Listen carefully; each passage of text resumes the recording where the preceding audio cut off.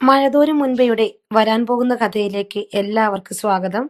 സ്നേഹനികേതനത്തിലെത്തിയ വൈജയന്തിയെ കണ്ട് അലീന സ്തംഭിച്ചു നിന്നു പോകുന്നു. വൈജയന്തിക്കും ഒന്നും സംസാരിക്കാൻ കഴിയുന്നില്ല. വൈജയന്തിയും സ്റ്റാൻലിയും പരസ്പരം മനസ്സ് തുറക്കുന്നു, പരസ്പരം മാപ്പ് ചോദിക്കുന്നു. ഇത്രയുമാണ് കഴിഞ്ഞ കഥയിൽ നമ്മൾ കേട്ടത്. അടുത്ത കഥയിലേക്ക് പോകുന്നതിന് മുൻപായി ചാനൽ ഇതുവരെ സബ്സ്ക്രൈബ് ചെയ്യാത്തവരുണ്ടെങ്കിൽ സബ്സ്ക്രൈബ് ചെയ്യാനും ലൈക്ക് ചെയ്യാനും കമന്റ് ചെയ്യാനും മറക്കരുത്. വൈജയന്തിയും സ്റ്റാൻലിയും പരസ്പരം മനസ്സ് തുറന്ന് സംസാരിക്കുന്നത് അലീന കണ്ടു. അവൾ ആരും കാണാതെ മാറി നിന്ന് കരഞ്ഞപ്പോൾ രേവതികുട്ടി അടുത്തേക്ക് ചെന്നു. അലീന ചേച്ചി എന്തുകൊണ്ടാ അമ്മയോട് സംസാരിക്കാത്തത്? എനിക്ക് അറിഞ്ഞുകൂടാ മോളെ. അലീന വീണ്ടും മുഖം പൊത്തി ഏങ്ങലടിച്ചു. പപ്പയെ അന്വേഷിക്കുന്നുണ്ട് അവിടെ. പപ്പയ്ക്ക് പോവാനാണെന്ന് തോന്നുന്നു, രേവതിക്കുട്ടി പറഞ്ഞു.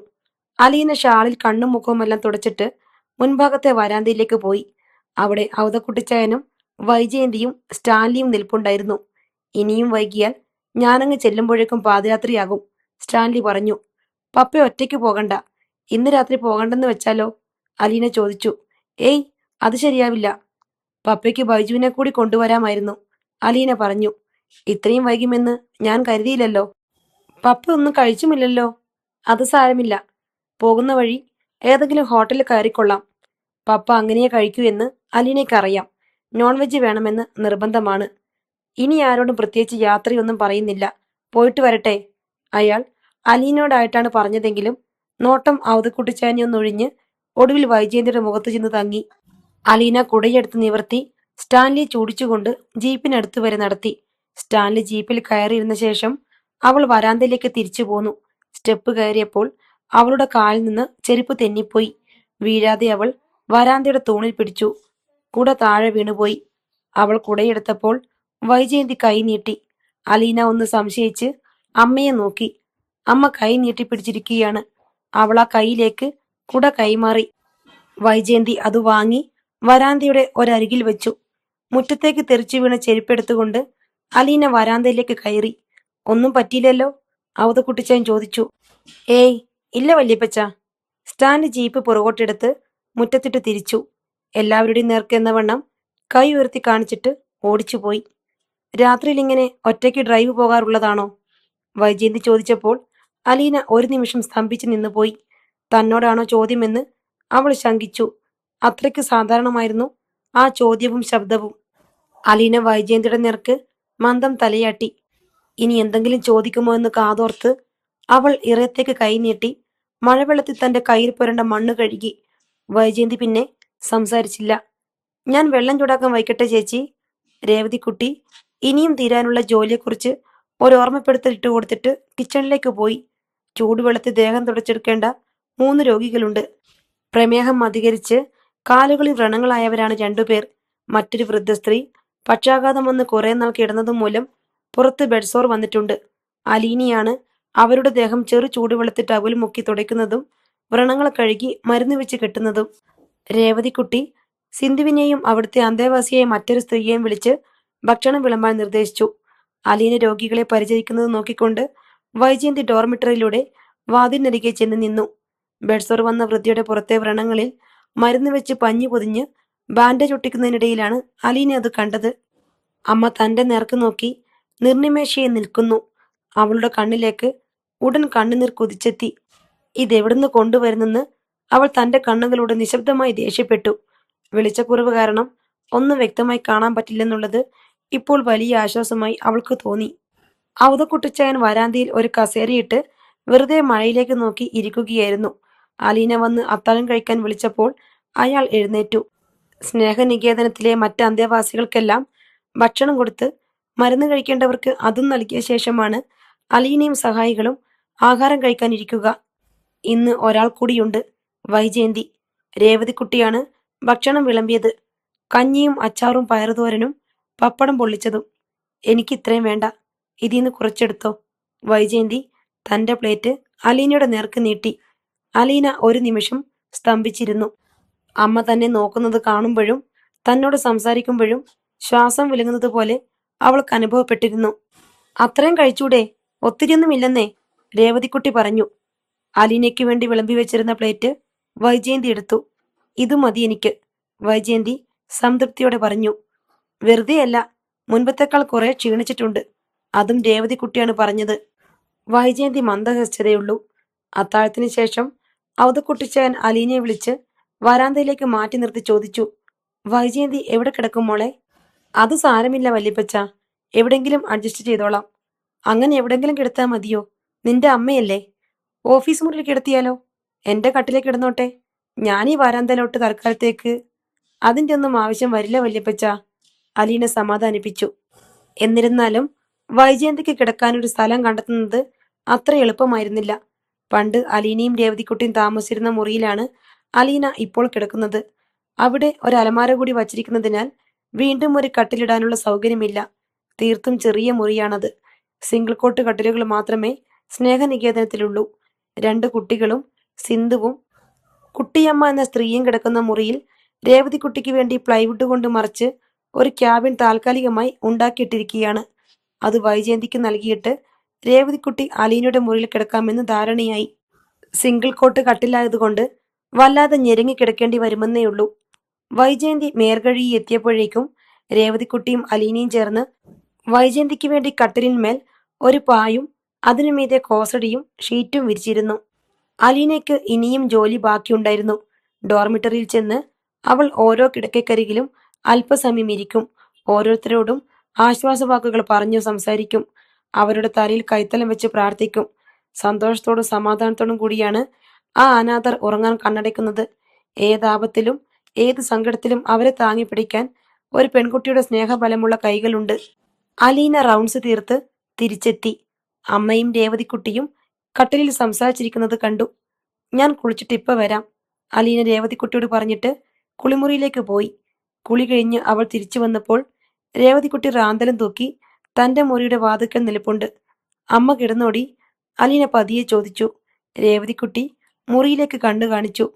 മുറിക്കുള്ളിലേക്ക് തലനീട്ടി നോക്കിയ അലീന സ്തബ്ധയായി. തന്റെ കട്ടിനരികെ നിലത്ത് കോസടി വിരിച്ച് അതിലിരിക്കുകയാണ് അമ്മ. അലീനയുടെ നെഞ്ചിൽ വീണ്ടും ശ്വാസം വിലങ്ങി. ഞാൻ ആവുന്നത്ര പറഞ്ഞതാ ചേച്ചി, ഈ കട്ടിലോട്ട് കിടന്നോളാൻ. പക്ഷേ അമ്മയ്ക്ക് ഇവിടെ നിലത്ത് വിരിച്ച് കിടന്നാ മതി. ഞാൻ എന്ത് ചെയ്യാനാ? രേവതിക്കുട്ടി കൈപ്പടം വളർത്തിക്കാട്ടി തന്റെ നിസ്സഹായത വെളിപ്പെടുത്തി. ഞാൻ വേണമെങ്കിൽ രേവതിക്കുട്ടിക്കൊപ്പം അപ്പുറത്തെ മുറി കിടന്നോളാം. അലീനയുടെ തൊണ്ടയിടറി. അതിന്റെ ആവശ്യമുണ്ടോ? ഞാനിവിടെ കിടക്കുന്നത് ശല്യമാണോ? വൈജയന്തി ചോദിച്ചു. അലീനയ്ക്ക് കരച്ചിൽ വരുന്നുണ്ടായിരുന്നു. എന്നാൽ ഞാൻ താഴെ കിടക്കാം, അവൾ വിതുമ്പി. അമ്മ നിലത്ത് കിടക്കുമ്പോൾ മകൾ കട്ടിലിൽ കിടക്കുന്നത് അലീന ചേച്ചിക്ക് മനപ്രയാസം ഉണ്ടാക്കുമെന്ന് പറഞ്ഞ് രേവതിക്കുട്ടി ഒന്നുകൂടി വൈജയന്തിയെ നിർബന്ധിച്ചു നോക്കി. ഇന്നൊരു ദിവസം ഞാൻ ഇങ്ങനെ കിടന്നോട്ടെ. വൈജയന്തി യാചനാഭാവത്തിൽ രണ്ടുപേരെയും മാറി മാറി നോക്കി. അലീന ചേച്ചി ഇപ്പോൾ വിങ്ങിപ്പൊട്ടിയേക്കുമെന്ന് രേവതിക്കുട്ടിക്ക് തോന്നി.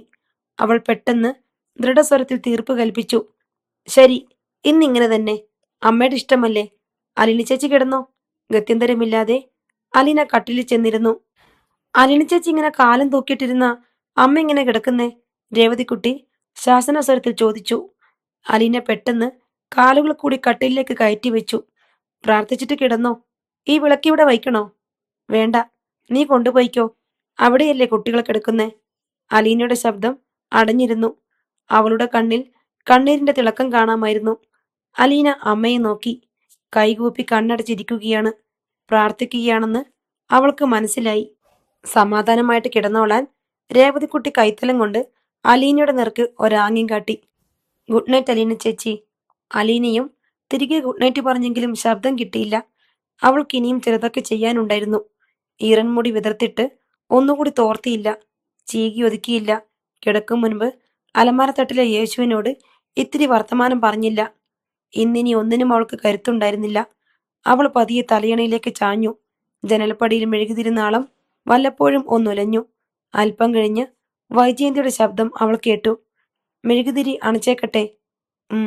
അലീന ഉൾക്കിടലത്തോടെ മൂളി. മെഴുകുതിരി അണഞ്ഞു. മുറിയിൽ ഇരുട്ട് നിറഞ്ഞു. അലീനയ്ക്ക് ശ്വാസതടസ്സം അനുഭവപ്പെട്ടുകൊണ്ടിരുന്നു. തന്റെ പെറ്റമ്മയാണ് കൈനീട്ടിയാൽ തൊടാവുന്നത്ര അരികെ. ഇരുട്ടിന് ഹൃദയമുണ്ടെന്ന് അവൾക്ക് തോന്നി. അത് മിടിക്കുന്നത് കേൾക്കാം. സമയം കടന്നുപോയിക്കൊണ്ടിരുന്നു. ഇരുട്ടിന്റെ പാളികൾക്കിടയിൽ ഒരു വസ്ത്രമൊലിയുന്ന മർമ്മരം. അമ്മയാണോ അത്?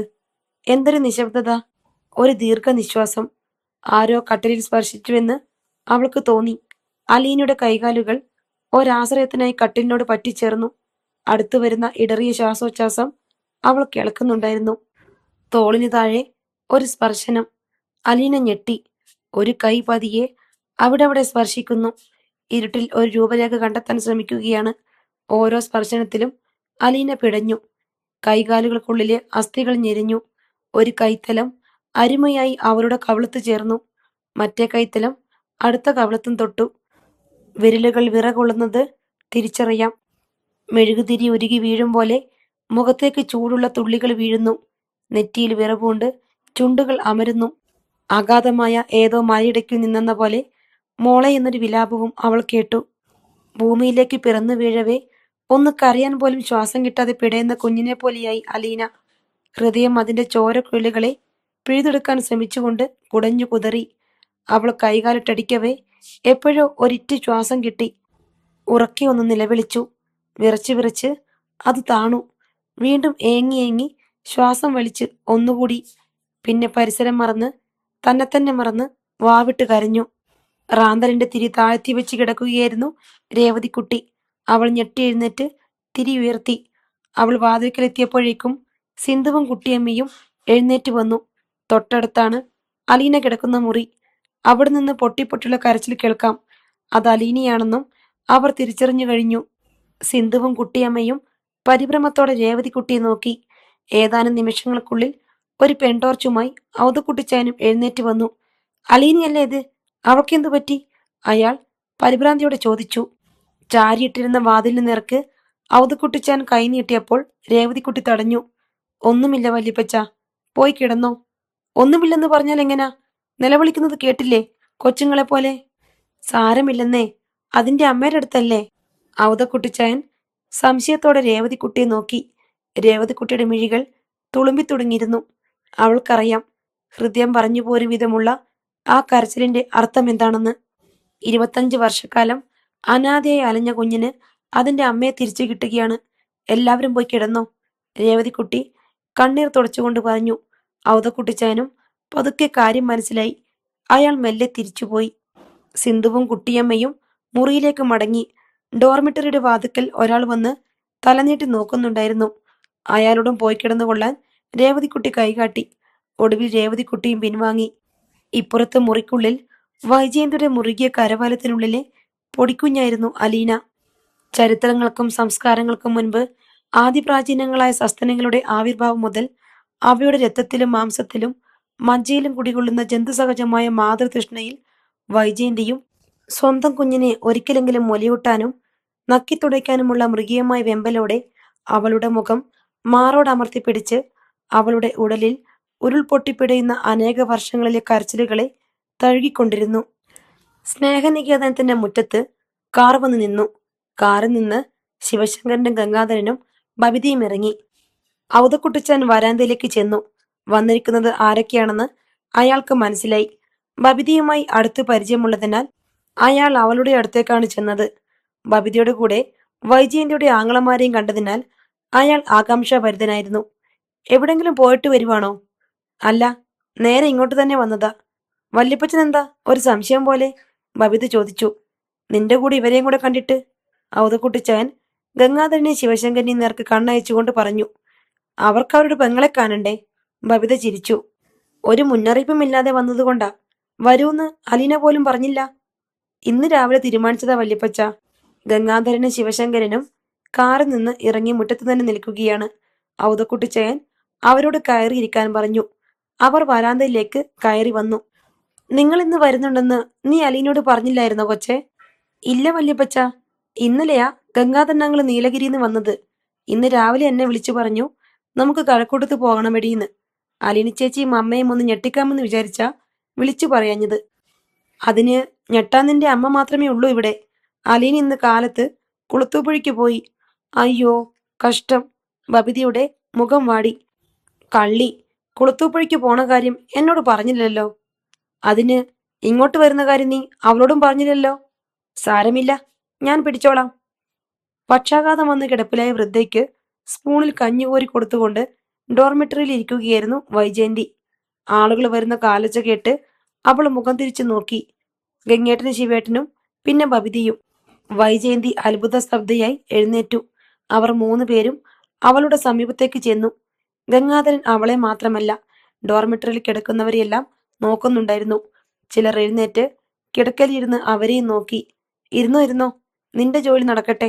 ഗംഗാധരൻ ഇരിക്കാൻ ആംഗ്യം കാട്ടിക്കൊണ്ട് ഒരു കുട്ടിയോടെന്ന പോലെ പറഞ്ഞു. ശിവശങ്കരൻ അങ്ങിങ്ങ് ചുറ്റിത്തിരിഞ്ഞു നോക്കി. വൈജയന്തി വീണ്ടും കിടക്കയിലിരുന്ന് വൃദ്ധയ്ക്ക് കഞ്ഞിപോരി കൊടുക്കുന്ന ജോലി തുടർന്നു. ബബിത കൗതുകത്തോടെ അമ്മയെ തന്നെ നോക്കിക്കൊണ്ട് നിന്നു. അമ്മയുടെ മുഖത്ത് ഒരു പ്രത്യേക തെളിച്ചമുണ്ടെന്ന് അവൾ കണ്ടു. അമ്മയുടെ കണ്ണുകളിൽ സ്നേഹദീപ്തി വിളങ്ങുന്നു. സ്നേഹലോലുപിയായ ഒരമ്മയുടെ മുഖം. ഭയമോ ഉത്കണ്ഠയോ കാലുഷ്യമോ സംശയങ്ങളോ ഒന്നുമില്ലാത്ത സന്തുഷ്ടിയായ മുഖം. അമ്മയ്ക്ക് ഓജസ്സും സൗന്ദര്യവും വർദ്ധിച്ചിരിക്കുന്നു. ഞാൻ ഇപ്പൊ വരാം കേട്ടോടി, ഇതൊന്ന് കൊടുത്തു തീർക്കട്ടെ, വൈജയന്തി ബബിതയോട് പറഞ്ഞു. ബബിതയുടെ കണ്ണിൽ നനവൂറി നിന്നു. ശിവശങ്കരനും ഗംഗാധരനും അവധക്കുട്ടിച്ചാന്റെ പിന്നാലെ മുൻപോട്ട് നീങ്ങി. രേവതിക്കുട്ടി കിച്ചണിലായിരുന്നു. ശിവശങ്കരൻ അവളെ പെട്ടെന്ന് തിരിച്ചറിഞ്ഞു. ഗംഗാധരന് ഓർത്തെടുക്കേണ്ടി വന്നു. ബബിതയും വന്നിട്ടുണ്ട്, അവധക്കുട്ടിച്ചായൻ രേവതിക്കുട്ടിയോട് പറഞ്ഞു. ഉവ്വോ, എവിടെ? വൈജയന്തിയുടെ അടുത്ത്. രേവതിക്കുട്ടി പച്ചക്കറി നുറുക്കുന്നത് നിർത്തിയിട്ട് ഡോർമെറ്ററിയിലേക്ക് ചെന്നു. അവധക്കുട്ടിച്ചായൻ ശിവശങ്കരനെയും ഗംഗാധരനെയും തിരികെ കൂട്ടിക്കൊണ്ടുപോയി വരാന്തയിലെ ഇരിപ്പിടങ്ങളിൽ ഇരുത്തി. അല്പം കഴിഞ്ഞപ്പോൾ വൈജയന്തിയും അങ്ങോട്ട് വന്നു. ഗംഗേട്ടൻ എന്നാ വന്നത്? അവൾ തിരക്കി. ഇന്നലെ. നീ ഇരിക്ക്. വൈജയന്തി ഇരുന്നു. ഇവിടെ സുഖമാണോ നിനക്ക്? അതെ. ജോലി നീ തീർത്തും ഉപേക്ഷിച്ചു അല്ലേ? ഞങ്ങളോട് ഒരു വാക്കുപോലും ചോദിക്കാതെ ജോലി ചെയ്യേണ്ടത് ഞാനല്ലേ ഗംഗേട്ട? എനിക്കത് മതിയായി. നീ ഇനി കടപ്പാട്ടൂരേക്ക് വരുന്നില്ലേ? വരും, പക്ഷേ സ്ഥിരതാമസത്തിനില്ല. ബാലചന്ദ്രനും നീയും തമ്മിൽ എന്തെങ്കിലും സംസാരമുണ്ടായോ? അവിടെ താമസിക്കാൻ സമ്മതിക്കില്ലെന്നോ മറ്റോ അവൻ നിന്നോട് പറഞ്ഞോ? ഇല്ല ഗംഗേട്ടാ, ബാലേട്ടൻ ഒരിക്കലും അങ്ങനെ പറയില്ലെന്ന് എനിക്കറിയാം. അത്രയ്ക്ക് പാവമാണ് ബാലേട്ടനെന്ന് ഇന്നെനിക്ക് തിരിച്ചറിയാൻ കഴിയുന്നുണ്ട്. വൈജയന്തിയുടെ സ്വരത്തിൽ തീരാത്തൊരു സങ്കടത്തിന്റെ നനവ് പടർന്നു. പിന്നെന്താ തടസ്സം നിനക്ക് അവിടെ താമസിക്കാൻ? ഇനി ഞാൻ ഇവിടെയാ ഗംഗേട്ടാ, എന്റെ മോളുടെ കൂടെയാ. വൈജയ്, നിനക്ക് ഇവിടെ വന്ന് ഈ അനാഥരെ ശുശ്രൂഷിക്കുകയും അവരെ കുളിപ്പിക്കുകയും അവർക്ക് കഞ്ഞി കോരി കൊടുക്കുകയും ചെയ്യേണ്ട വല്ല കാര്യമുണ്ടോ? നീ ആ സമയത്ത് കോളേജിൽ പഠിപ്പിക്കാൻ പോയിട്ട് ആ ശമ്പളം ഇങ്ങോട്ട് കൊടുത്തിരുന്നെങ്കിൽ നിനക്ക് പകരം 10 പേരെ വച്ച് ഈ ജോലി ചെയ്യിക്കാം. അതിനൊരു അന്തസ്സുണ്ടല്ലോ. അങ്ങനെ പറയരുത് ഗംഗേട്ടാ. എന്റെ മോൾക്ക് 23 വർഷം അന്നം കൊടുത്ത് വളർത്തിയ സ്ഥാപനമല്ലേ ഇത്. ആ കടം തീർക്കാൻ ഈ ജന്മം തികയില്ലല്ലോ എന്നൊരു സങ്കടം മാത്രമേ ഉള്ളൂ എനിക്ക്. വേറെ എവിടെയെങ്കിലും പോയി എത്ര അന്തസ്സുള്ള ജോലി ചെയ്താലും എത്ര ലക്ഷം വാരിക്കൊടുത്താലും ആ കണക്ക് തീർക്കാൻ പറ്റുമോ? ഇപ്പം ഒരു പ്രാർത്ഥനയുള്ളൂ ഗംഗേട്ടാ, എന്റെ അവസാന ശ്വാസം വരെ എന്റെ മോൾക്ക് വേണ്ടി. പൊടുന്നനെ ഒരു ഗദ്ഗതം വന്ന് വൈജയന്തിയുടെ വാക്കുകളെ തടഞ്ഞു. പക്ഷേ വൈജയ്, നിനക്ക് വേറെയും മക്കളുണ്ട്. അവരോടുള്ള ഉത്തരവാദിത്തം നീ മറക്കരുത്. ബാലേട്ടനുണ്ടല്ലോ അവർക്ക്. അല്ലെങ്കിലും അവരുടെ എല്ലാം കാര്യം എന്റെ മോള് നോക്കിക്കൊള്ളും. രേവതിക്കുട്ടി അവർക്ക് കുടിക്കാൻ നാരങ്ങ വെള്ളം നിറച്ച ഗ്ലാസുകൾ ട്രേയിൽ കൊണ്ടുവന്നു. അതോടെ അവരുടെ സംഭാഷണങ്ങൾക്ക് താൽക്കാലിക വിരാമമായി. കട്ടിലിൽ ഇരുന്ന് അലീനയുടെ മുടി പിന്നിക്കൊടുക്കുന്നതിനിടയിൽ ടാനിയ പരിഭവത്തോടും വല്ലായ്മയോടും കൂടി ചോദിച്ചു. ചേച്ചി എന്തിനാ ഇപ്പം അങ്ങോട്ട് ഓടി പോകുന്നേ? ഒരു ദിവസം ഇവിടെ താമസിച്ചൂടെ? ഇന്ന് തന്നെ ഞാൻ അവിടെ ചെല്ലണം മോളെ. ചേച്ചിക്ക് അമ്മയെ കിട്ടിയപ്പം ഞങ്ങളെ വേണ്ടതായി അല്ലേ? ഒരു നുള്ളു വെച്ച് തരും ഞാൻ, അലീന അവളുടെ കൈത്തണ്ടയിൽ തപ്പിപ്പിടിച്ചുകൊണ്ട് പറഞ്ഞു. കൊടുക്ക് ചേച്ചി, അവൾക്ക് നല്ല നുള്ളു വെച്ച് കൊടുക്ക്, ടെൽസ പറഞ്ഞു. അവൾ അലീനയുടെ മടിയിൽ തലവെച്ച് കിടന്ന് അലീനയുടെ കൈവിരലുകളെ നഖം കടിക്കുകയാണ്. ചേച്ചി ഇന്നിങ്ങ് വന്നതല്ലേ ഉള്ളൂ, ഉടനെ പോവായിന്ന് ടാനിയ വീണ്ടും പരിഭവിച്ചു. ഞാൻ വന്നതേ ഉള്ളോ? കാലത്ത് 9 മണിക്ക് എത്തിയതല്ലേടി. ഇപ്പൊ സമയം എത്രയായി? 3:30. ഈ സമയം മുഴുവൻ ഞാൻ നിന്റെ അടുത്തല്ലായിരുന്നോ? പപ്പയോട് പോലും വർത്തമാനം പറഞ്ഞില്ല. എന്റെ അടുത്തായിരുന്നോ? മമ്മിയുടെ അടുത്ത് എത്ര നേരം ഇരുന്നു? ആ അക്കൗണ്ടും കൂടി എന്റെ പേരിൽ എഴുതിയോ? ടാനിയ തർക്കിച്ചു. അപ്പോഴും നീ എന്റെ കൂടി ഉണ്ടായിരുന്നല്ലോ. പക്ഷേ ചേച്ചി അന്നേരം സംസാരിച്ചുകൊണ്ടിരുന്നത് മമ്മിയോടല്ലേ. നിന്നെ കൊണ്ട് ഞാൻ തോറ്റു. ഞാൻ ആയുധം വെച്ച് കീഴടങ്ങുന്നു. അപ്പോ ഇന്ന് പോണില്ല അല്ലേ? ടാനിയ പ്രത്യാശയോട് ചോദിച്ചു. പോണം മോളു, അടുത്ത ആഴ്ചയും വരാന്നേ. പിന്നെ ടാനിയ നിർബന്ധിച്ചില്ല. അവൾക്കറിയാം, അവരോടുള്ള സ്നേഹം കൊണ്ടാണ് കഴക്കൂട്ടത്തെ എല്ലാ തിരക്കുകളും അവിടെ ഇട്ടിട്ട് അലീന കുളത്തുപുഴയ്ക്ക് വരുന്നതെന്ന്. വന്നപ്പോൾ മുതൽ അവൾ ടാനിയയോടും ടെൽസയോടും ഒപ്പമായിരുന്നു. അവളുടെ വാത്സല്യത്തിന് ഒരു കുറവ് സംഭവിച്ചിരുന്നില്ല. വീണ്ടും വീണ്ടും അവൾ വരുമെന്നും അവർക്കറിയാം. എങ്കിലും അലീന തിരിച്ചു പോവുകയാണെന്ന് വിചാരിക്കുമ്പോൾ ഒരു ശൂന്യത മനസ്സിൽ വന്ന് നിറയുന്നു. എന്നെ എന്നാ ചേച്ചി കഴക്കൂട്ടത്തിന് കൊണ്ടുപോണേ? ടെൽസ ചോദിച്ചു. ഇനി 1 മാസം കൂടി കഴിയുമ്പം, അലീന പറഞ്ഞു. ഏ, അപ്പൊ ഞാനോ? ടാനിയ അലീനയുടെ മുഖം പിടിച്ച് തന്റെ നേർക്ക് തിരിച്ചു. എനിക്കും അവിടെ നിന്ന് പഠിച്ചാൽ മതി. അപ്പോൾ ടോജോയുടെ കാര്യം ആര് നോക്കും മോളെ? മമ്മിയുടെ കാര്യങ്ങൾ ആര് ശ്രദ്ധിക്കും? മമ്മിക്കിപ്പോ ഒരു കുഴപ്പമില്ല ചേച്ചി. എണീറ്റ് നടക്കാം, അത്യാവശ്യം ജോലി ചെയ്യാം. മടി പിടിച്ചിരിക്കുന്നതിന് എന്തെങ്കിലും മരുന്നുണ്ടെങ്കിൽ അത് കൊടുത്താൽ മതി, ടാനിയ പറഞ്ഞു. ചൂരൽ കഷായം? അതും പറഞ്ഞ് ടെൽസ അടക്കി ചിരിച്ചു. ടോജോയും പപ്പയും മമ്മിയും കൂടെ ഇവിടെ താമസിക്കട്ടെ, അങ്ങനെയല്ലേ വേണ്ടത്? അനുകൂല അഭിപ്രായത്തിനായി ടാനിയ അലീനയുടെ കണ്ണുകളിലേക്ക് നോക്കി. അതുതന്നെയാ വേണ്ടത്, അലീന ശരിവെച്ചു. ടാനിയക്ക് സന്തോഷമായി. എന്നാൽ ഞാൻ അങ്ങനെ പ്ലാൻ ചെയ്യട്ടെ? പപ്പയോട് കൂടി ചോദിച്ചിട്ട് മതി മോളെ. അതൊക്കെ ചെയ്യാം, പക്ഷേ അലീന ചേച്ചി സപ്പോർട്ട് ചെയ്യണേ. അത് ഞാൻ ഏറ്റു, അലീന പറഞ്ഞു. അലീന ടെൽസയുടെ തല പിടിച്ച് തന്റെ മടിയിൽ നിന്ന് ഉയർത്തി അവളുടെ കവിളത്തൊരു ഉമ്മ കൊടുത്തിട്ട് പറഞ്ഞു. എനിക്കേ പപ്പയുടെ അടുത്ത് ഒരു കാര്യം പറയാനുണ്ടായിരുന്നു. ഇപ്പൊ വരാമേ. അവൾ കട്ടിൽ നിന്ന് എഴുന്നേറ്റപ്പോഴേക്കും മൊബൈലിൽ ബബിതയുടെ കോൾ വന്നു. അലീന ചേച്ചി, ഞാനിപ്പം എവിടുന്നായിരിക്കും വിളിക്കുന്നതെന്ന് അറിയാമോ? കടപ്പാട്ടൂർ. അല്ല, കൊല്ലപ്പള്ളി. ഇത് രണ്ടുമല്ല. അലീന ചേച്ചി എവിടെയാണെന്ന് ഞാൻ പറയട്ടെ? പറയൂ. കുളത്തൂപ്പുഴ. നീ എങ്ങനെ അറിഞ്ഞു? അതെ, ഞാനിപ്പം സ്നേഹനികേതനത്തിലാ നിൽക്കുന്നേ. അയ്യോടി, നീ എപ്പോ വന്നു? അലീന അതിശയത്തെ ചോദിച്ചു. വന്നിട്ടിപ്പോ 1 മണിക്കൂറായി. നീ ഒറ്റയ്ക്കാണോ അതോ? അല്ല, നീലഗിരി അങ്കിളും കൊല്ലപ്പള്ളി അങ്കിളും ഉണ്ട്. ഏ, എന്തു പറ്റി? എല്ലാവരും കൂടി ഒരു സർപ്രൈസ് വിസിറ്റിംഗ്? ചുമ്മാ. ചേച്ചി ഇന്നിങ്ങോട്ട് വരുന്നുണ്ടോ? ഉണ്ട്, ഞാൻ ഉടനെ തിരിക്കും. എന്നാ വേഗം വാ, ഒരുപാട് നേരം നിൽക്കാൻ പറ്റില്ല. വേഗം വന്നാൽ ഞങ്ങളെ കാണാം. നിങ്ങൾ ഇന്ന് തന്നെ പോകുമോ? പിന്നെ പോകാതെ. അങ്കിളുമാര് രണ്ടുപേരും പോകാൻ റെഡിയായിട്ട് നിൽക്കുക. എന്നാൽ അവര് പോയിക്കോട്ടെ, നിനക്ക് നാളെ പോയാ പോരെ? നന്നായി. പൊന്നുമോളെ, അവിടെ കൃഷ്ണമോള് തനിച്ചേയുള്ളൂ. ഷോ, കഷ്ടം. അലീനയ്ക്ക് വല്ലായ്മയായി. സാരമില്ല, അലീന ചേച്ചി കടപ്പാട്ടൂരിക്ക് വന്നാ മതി അടുത്തയാഴ്ച. കുളത്തൂപ്പുഴ മാത്രം പോയാൽ പോരല്ലോ. ഓ, നീ പറഞ്ഞില്ലെങ്കിലും ഞാൻ അങ്ങ് വരും. ഈ അങ്കിൾമാരൊക്കെ ഇപ്പോ വന്നതിന്റെ പിന്നിൽ എന്തെങ്കിലും പ്രശ്നമുണ്ടോടി? അമ്മയെ ഒന്ന് ഉപദേശിക്കാൻ വന്നതാ, അത്രേ ഉള്ളൂ. എന്നിട്ട് എന്തായി? അമ്മയ്ക്കിപ്പം ഒറ്റ മോളല്ലേ ഉള്ളൂ, അതും കൈക്കുഞ്ഞ്. അവളെ വിട്ടിട്ട് എങ്ങോട്ടെങ്കിലും പോകാൻ പറ്റുമോ അമ്മയ്ക്ക്? മോള് കിടന്ന് നിലവിളിച്ചെങ്കിലോ? പാലുകുടി മാറിയിട്ടില്ലല്ലോന്നേ. രേവതിക്കുട്ടി എൻ്റെ അടുത്ത് എല്ലാം പറഞ്ഞു. ലജ്ജയും ജാളിയും കൊണ്ട് അലീന കൂമ്പിപ്പോയി. അപ്പറഞ്ഞത് ആരെങ്കിലും കേട്ടോ എന്നറിയാനെന്നോണം അവൾ ചുറ്റും നോക്കി. പോടി കുശുമ്പി. വേറൊരു വാക്കും കിട്ടാഞ്ഞ് അലീന പറഞ്ഞു. ആ, ഇത്തിരി കുശുമ്പൊക്കെയുണ്ട്. ഞങ്ങളുടെ അമ്മയെ ഒറ്റക്കങ്ങടെ അടിച്ചു മാറ്റിയില്ലേ. ഞങ്ങളുടെ അമ്മയോ? ഓ, നമ്മുടെ. സമ്മതിച്ചു. എന്നാലും കുശുമ്പിനേക്കാൾ കൂടുതൽ സന്തോഷമാ കേട്ടോ. രേവതിക്കുട്ടി പറയണ കേട്ടപ്പോ എന്റെ കണ്ണൊക്കെ അങ്ങ് നിറഞ്ഞുപോയി. ഇനി എനിക്ക് അമ്മയും മോളെയും കൂടി ഒന്നിച്ചു കാണണം. ഇപ്രാവശ്യം കാണാന്ന് വിചാരിച്ചു വന്നതാ, പറ്റിയില്ല. അലീന മിണ്ടാതെ നിന്നു. മനസ്സിനുള്ളിൽ ഒരു നിറവ് വന്ന് തിങ്ങുന്നുണ്ട്. കരളിൽ ഒരു കോരിത്തരിപ്പ്. മനസ്സിനുള്ളിലെ തൊട്ടിലിൽ ഒരിളം പൈതൽ ആരുടെയോ കാലൊച്ചയ്ക്ക് കാതോർത്ത് കിടന്ന് കൈവിരൽ ഉണ്ണുന്നു. അലീന ചേച്ചി. കട്ടായോന്നറിയാനാ. വയ്ക്കട്ടെ, ഞാൻ പിന്നെ വിളിക്കാമേ. ശരി. കോൾ കട്ടായി കഴിഞ്ഞും അലീന ഒരു മധുരം നുണഞ്ഞതുപോലെ അല്പനേരം അനങ്ങാതെ നിന്നു. സ്റ്റാൻലി തോട്ടത്തിലേക്ക് പോകാൻ വേണ്ടി ജീപ്പിന്റെ സ്വിച്ചുകീയും എടുത്ത് ഇറങ്ങാൻ ഭാവിക്കുകയായിരുന്നു. അപ്പോഴാണ് അലീന മുറിയിലേക്ക് ചെന്നത്. സ്റ്റാൻലി നെറ്റി ചുളിച്ചു നോക്കി. പോവാണെന്ന് പറയാൻ വന്നതാ പപ്പായേ. ഇപ്പൊ തന്നെ പോണോ? സന്ധ്യക്ക് മുൻപ് ചെല്ലണ്ടേ പപ്പ? നീ ഇങ്ങ് വന്നതല്ലേ ഉള്ളൂ. അവിടെ ഒരുപാട് ജോലിയുണ്ട് പപ്പ. നിന്റെ അമ്മയില്ലേ അവിടെ? രേവതിക്കുട്ടിയില്ലേ? അപ്പച്ചനില്ലേ? എന്നാലും പോണം പപ്പായേ. സ്റ്റാൻലി അവളെ ചുഴിഞ്ഞൊന്നു നോക്കി. രേവതിക്കുട്ടി മാത്രമുള്ളപ്പോൾ പോലും അലീന ഇവിടെ വന്ന് ഒരു ദിവസം താമസിച്ചിട്ടുണ്ട്. ശരി, നിന്റെ ഇഷ്ടം പോലെ. ഇത്രയുമാണ് ഇന്നത്തെ കഥ.